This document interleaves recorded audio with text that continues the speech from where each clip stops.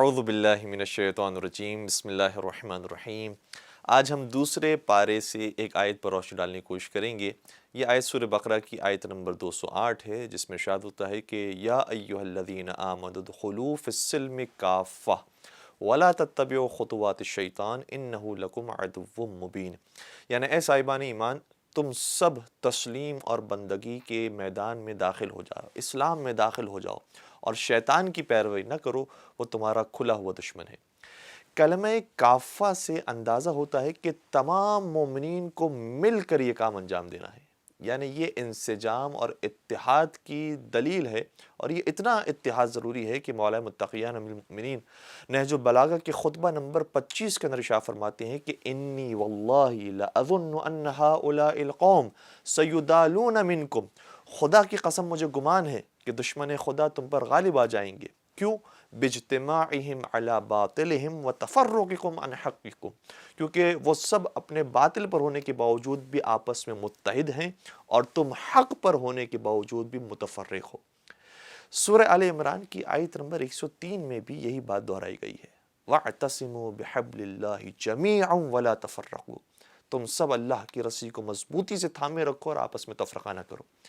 اس کے بعد آیت جاری ہے اور آگے ارشاد ہوتا ہے وَاذْكُرُوا نِعْمَةَ اللَّهِ عَلَيْكُمْ اِذْ كُنْتُمْ أَعْدَاءً فَأَلَّفَ بَيْنَ قُلُوبِكُمْ فَأَصْبَحْتُمْ بِنِعْمَتِهِ إِخْوَانًا، اور اللہ کی اس نعمت کو یاد کرو کہ جب تم سب آپس میں ایک دوسرے کے دشمن تھے، اس نے تمہارے دلوں میں محبت پیدا کر دی اور تم اس نعمت کے صدقے میں آپس میں بھائی بھائی بن گئے۔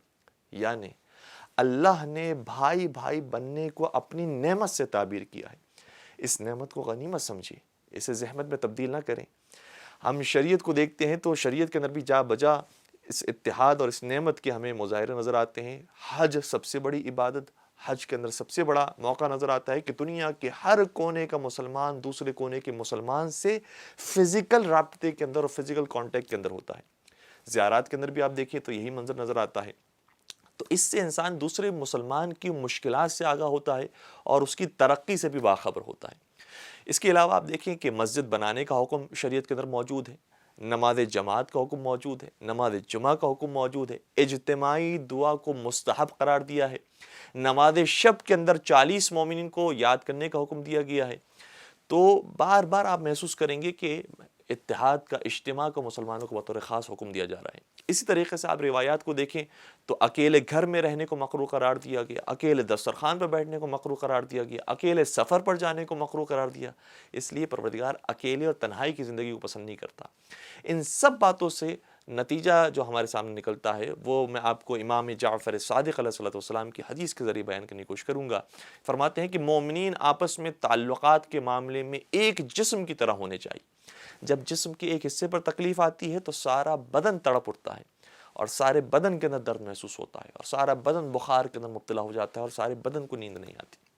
بس عزیزان گرامی، آخر میں علامہ اقبال کے شعر پر میں اپنی بات کو مکمل کروں گا کہ جس کا 2 مصرے تو بہت مشہور ہیں کہ ملت کے ساتھ رابطہ استوار رکھ، پیوستہ رہ شجر سے امید بہار رکھ۔